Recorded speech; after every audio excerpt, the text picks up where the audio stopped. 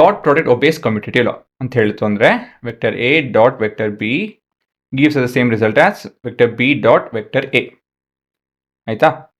ಇದೆಲ್ಲೆಲ್ಲಿ ಉಪಯೋಗ ಬರುತ್ತೆ ಹೋಗ್ತಾ ಹೋಗ್ತಾ ನಾವು ಒಂದಷ್ಟು ಡಿರೈವೇಷನ್ ನ್ಯೂಮರಿಕಲ್ಸ್ ಎಲ್ಲ ಉಪಯೋಗಿಸ್ತೀವಿ.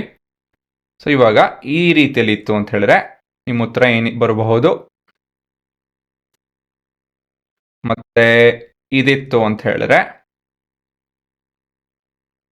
ನಿಮ್ಮ ಉತ್ತರ ಏನು ಅಂತ ಹೇಳಿ ಯೋಚನೆ ಮಾಡ್ತಾ ಇರಿ.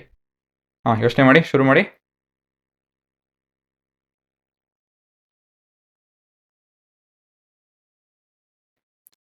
The result of this is 2 times of vector A dot vector B.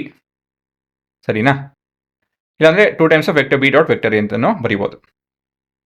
ಇದರ ರಿಸಲ್ಟು ಇವೆರಡು same quantity but different science, same magnitude, ಒಂದೇ ಲೆಂತು, ಆದರೆ ಬೇರೆ ಬೇರೆ ದಿಕ್ಕು, ಹಾಗಾಗಿ 0 ಬರುತ್ತೆ.